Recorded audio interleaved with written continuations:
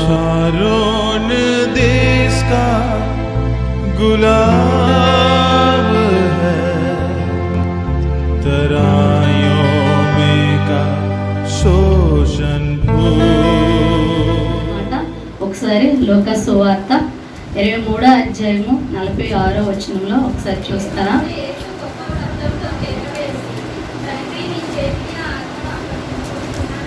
చాలండి. ఏమంటాడంటే, తండ్రి నీ చేతికి నా ఆత్మను అప్పగించుకున్నానని బిగ్గరగా గట్టిగా అరుస్తూ దేవుడు వేడుకుంటున్నాడు. యేసుక్రీస్తు ప్రభువారు తండ్రిని అడుగుతున్నాడు.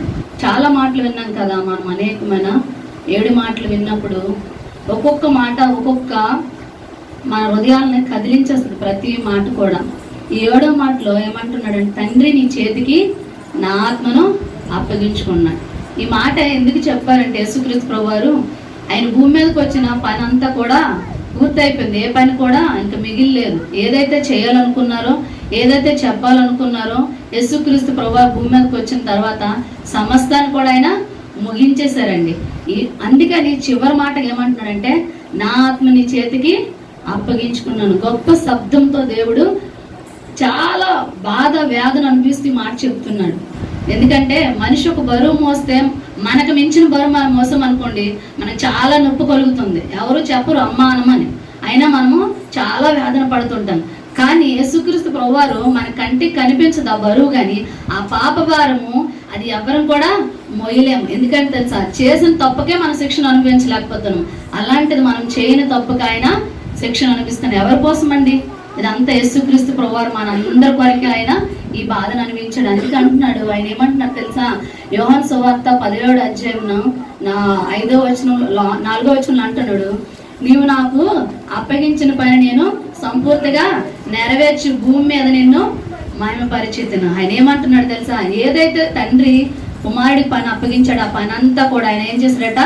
సంపూర్తి చేసినట్టు. ఇంక ఇది ఉంది, ఇది మిగిలిపోయింది, మనం ఏదైనా పని చేస్తే మిగిలిపోద్ది. అవునా కదండి? మన పిల్లలకు మనం ఏదైనా పని చెప్పమనుకున్నారు, సంపూర్తి చేస్తారా? చేయరు. కొన్ని పనులు చేస్తారు, కొన్ని పనులు విడిచిపెడతారు. మరలా మనం వచ్చే పని చేయాలి. ఇక్కడ అలా కాదండి. తండ్రి ఏ పని అయితే చెప్పారు యేసుక్రీస్తు ప్రభువారు అంటచాడు, చిన్నది కూడా తప్పకుండా సమస్తాన్ని కూడా పరిపూర్ణంగా చేసినట్లు మనకు కనిపిస్తుంది. ఒక్కటి కూడా ఒక చున్నైనా పొల్లైనా తప్పిపోలేదు అంటాడు. ఆ మాట అన్నట్లే ప్రతిది కూడా యేసుక్రీస్తు ప్రభువారు తండ్రి చిత్తాన్ని సంపూర్ణంగా నెరవేర్చారు. తండ్రి ఏదైతే అప్పగించాడో అది పూర్తిగా ఆయన నెరవేర్చడం జరిగిందండి. 10వ అధ్యాయంలో కూడా అంటున్నాడు కదా, యోహాను సువార్త 10వ అధ్యాయము 18వ వచనంలో ఒక మాట ఉంటది. ఏమనంటే, ఎవడు నా ప్రాణముని తీసుకొనుడు, నా అంతటా నేనే దానిని పెట్టుచున్నాను. పెట్టుటకును నాకు అధికారం కలదు, దానిని తిరిగి తీసుకున్నట్టుకు అధికారం కలదండి. నిజంగా యేసుక్రీస్తు ప్రభువారు దేవుడు తండ్రి కుమారుడని వేరే తక్కువ ఎక్కువ ఇక్కడ లేదు, కానీ ఇద్దరు సమానమే. అయినప్పటికీ కూడా తండ్రితో ఉండుట విడిచిపెట్టకుండా భాగ్యం అని ఎంచుకోలేదు. కానీ ఆయన దాసునిగా, కుమారుడు ఈ లోకంకి వచ్చి దాసునిగా మన పాపం అంతా ఆయన భరించాడండి ఆ శిలువ మీద.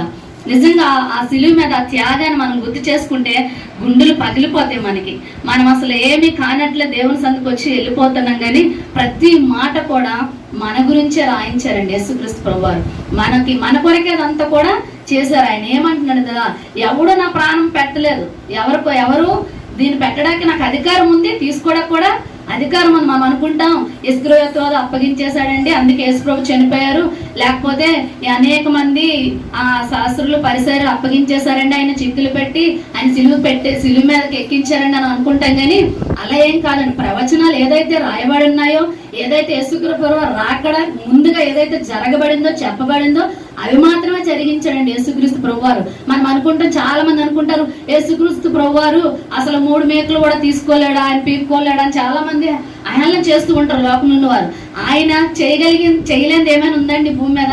అసలు ఏమీ లేదు. కానీ ఆయన తగ్గించుకున్నాడండి. అంత గొప్ప దేవుడు అయ్యుండి కూడా ఆయన తగ్గించుకుని, ఇక్కడ తగ్గింపు అనేది మనకి కనిపిస్తుందండి. మొత్తం ఆయన తండ్రి చిత్తానికి మొత్తంగా ఆయన ఇంకా లొంగిపోయాడు. ఇంకా నీ చిత్తమే తప్ప నా ఇష్టం ఏమీ జరగదు. తండ్రి చిత్తం కాకుండా చేయవలసి వచ్చినా చేయగలిగినప్పుడు కూడా తన ఇష్టం అంటే ఏమి ఇక్కడ జరపలేదండి. అంతా తండ్రి చిత్తాన్ని జరిగించడానికి అంటున్నాడు. నా ప్రాణాన్ని ఎవరు తీయలేదు, ఇస్కరియోతు అప్పచెప్పలేదు, అక్కడ పిలాతు చేతులు కడుక్కొని ఈ పాపం నా మీద నా పిల్లల మీద కాదు అనగానే ప్రజలందరూ అంటారు కదా, నా మీద మా పిల్లల మీద ఉండనేమని అంటాడు.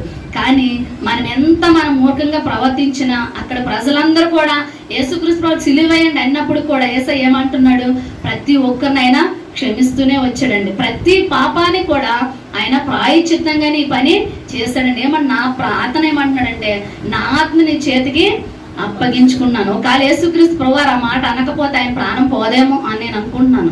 ఎందుకంటే చివరి మాటలో ఆయన అంటున్నాడు, అన్ని చేస్తాడు, తన బాధ్యత అప్పగించాడు, తను ఏమి చేయాలో ఈ 6 మాటల ద్వారా అన్ని నెరవేర్చాడు. ప్రతి మాట కూడా చాలా ప్రతిష్టంగా ఉంది. ఒక్క మాటకు మించి ఒక మాట కాదు, అన్ని సమానంగా ఉన్నాయి.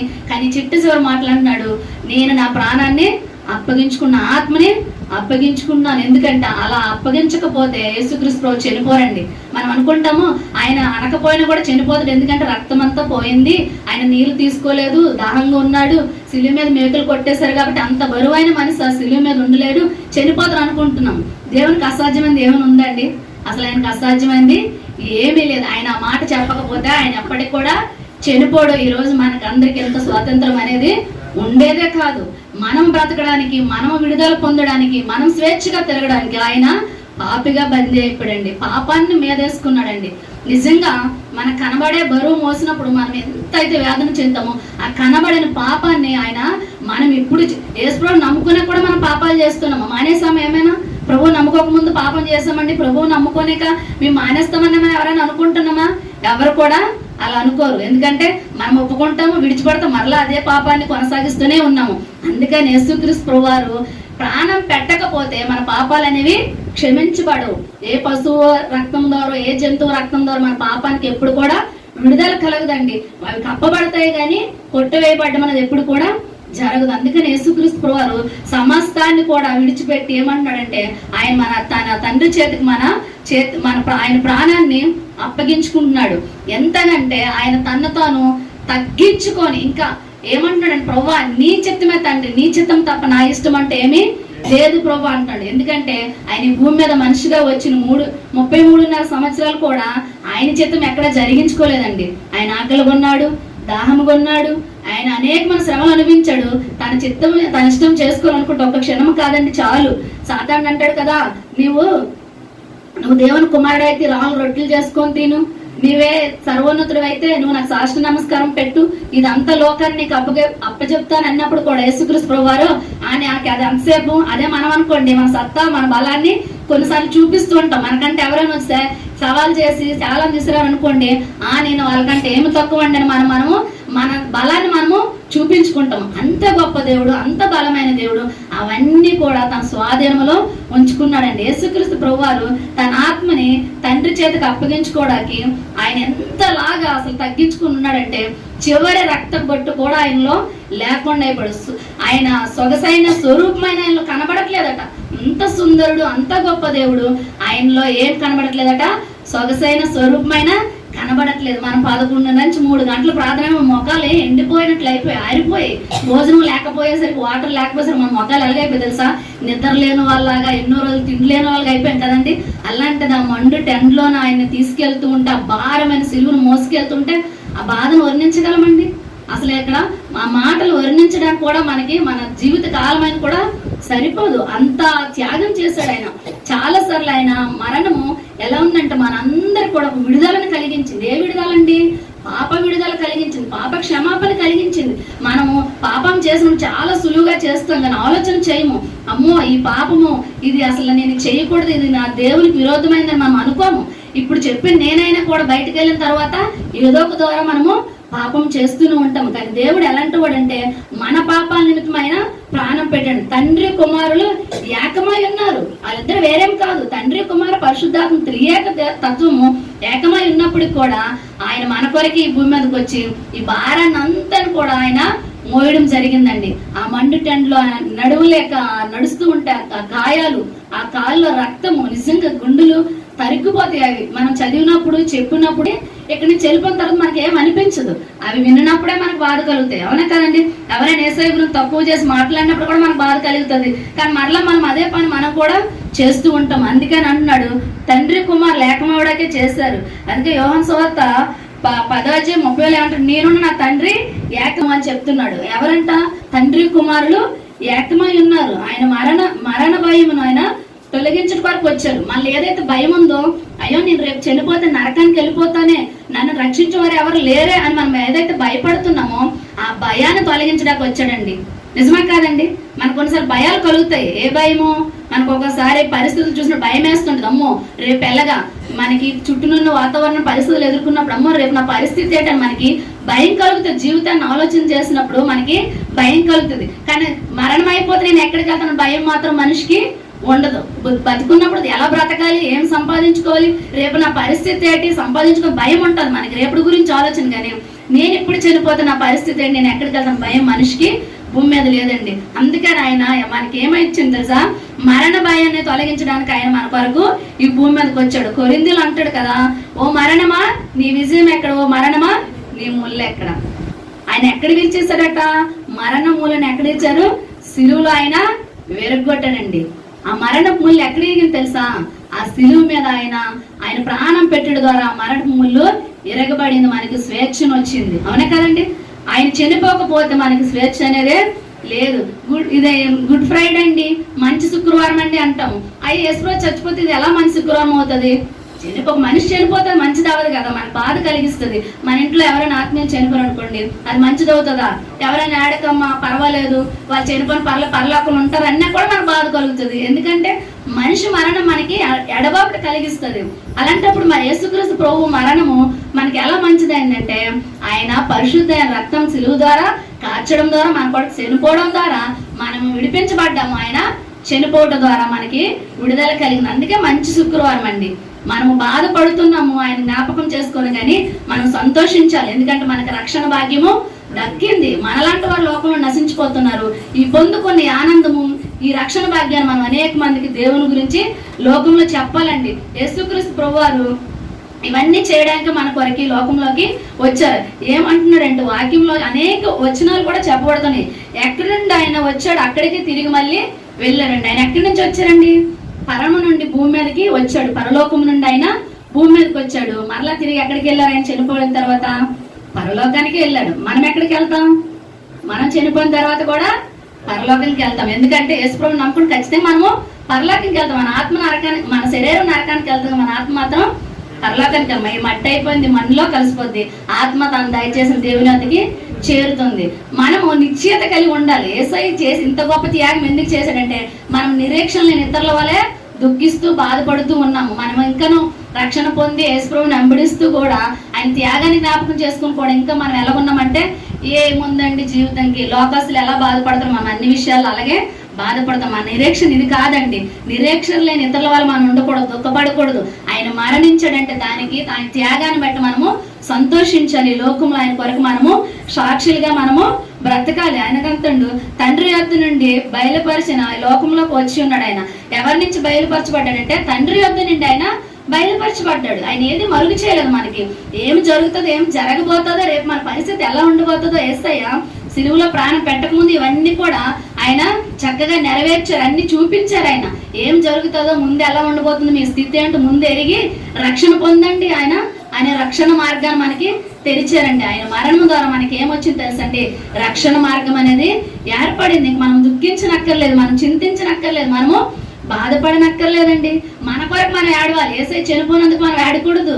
మనం చాలాసార్లు అయ్యో పాపం యేసుప్రభుకి ఎంత శ్రమ వచ్చింది, అందుకు చనిపోవడం బాధపడతాం. కానీ ఆయన గురించి అసలు మనం చింతక్కర్లేదు. ఆయన అంటాడు కదా, నా కోసం ఏడకుండా మీ కొరకు, మీ పిల్లల కొరకు ఏడవండి. రేపు మీ స్థితి ఏమిటో, ఈ లోకంలో బ్రతుకుతున్నారు, రేపు మీ భయంకరమైన పరిస్థితులు ఏంటో చూసి మీ కొరకు మీరు ఏడవండి అని అంటే, మనం యేసయ్య చనిపోయాడని ఏడుస్తూ ఉన్నాము, బాధపడుతున్నాం. దేని కొరకు అంటే ఆయన మనకి నిరీక్షణ కలుగు చేశాడండి. ప్రవచనాలు ఏవైతే నెరవేర్చబడ్డాయో అవి నెరవేర్చడానికి ఆయన వచ్చారు. ముందుగా ప్రవచనాలు ఏవైతే చెప్పబడ్డాయో, ఆయన రాకముందు ఏ ప్రవచనాలు అయితే ఆయన చెప్పారు ఆ ప్రవచనాలన్నీ కూడా ఈ సిలువలో ప్రాణం పెట్టడం ద్వారా అన్ని కూడా నెరవేర్పైపోయాడు. అంతా కూడా సమాప్తం అయిపోయింది. ఇంకేమీ పెండింగ్ లేదు. రేపు ఇంకే పని ఉంది యేసయ్య కండకి ఇక్కడ ఈ భూమి మీద ఏమీ లేదు. ఏదైతే చేయాలనుకున్నాడు అంతా కూడా ఆయన సమాప్త అని చెప్పేశాడు. 31వ కీర్తనలు అంటాడు కదా, నా ఆత్మను నీ చేతికి అప్పగించుకున్నాను అన్నాడు. చివరికి ఏమన్నాడు? నా ఆత్మ నీ చేతికి అప్పగిస్తున్నాను.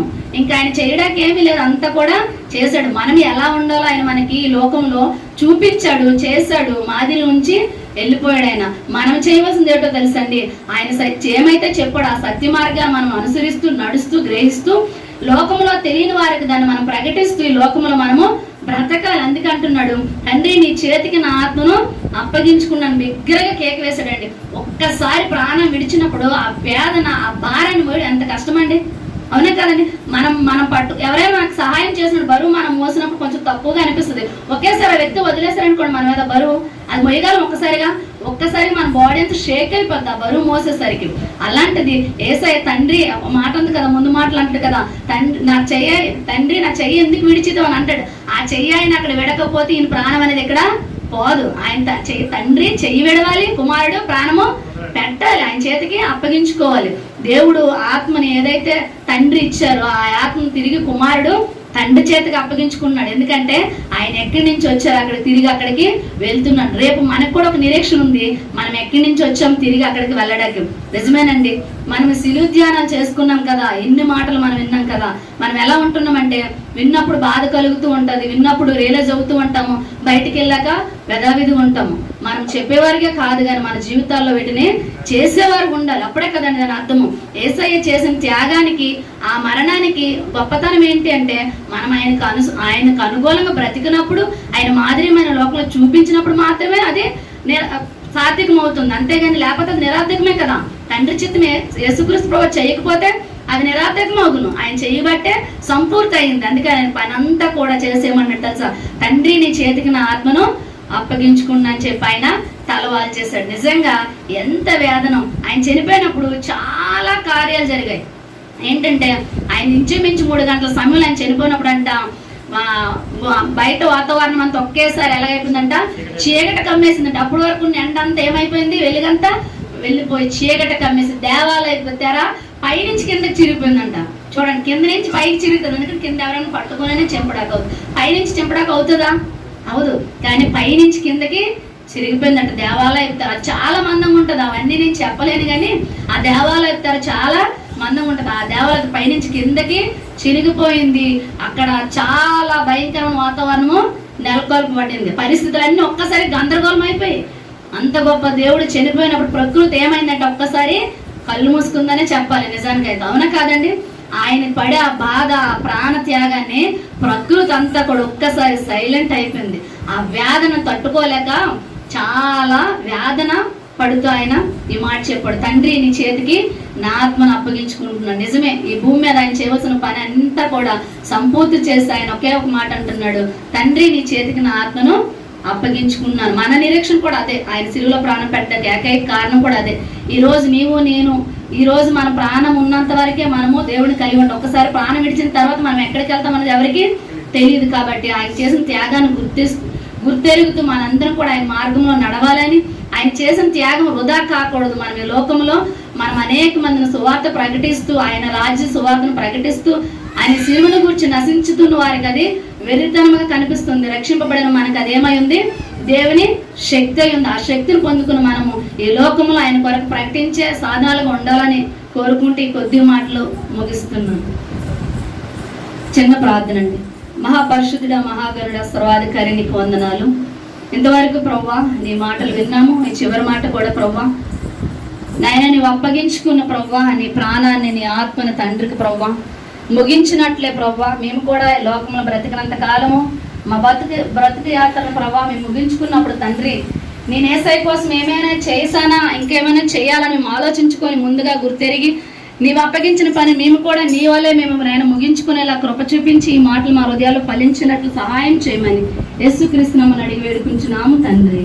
ఆమేన్.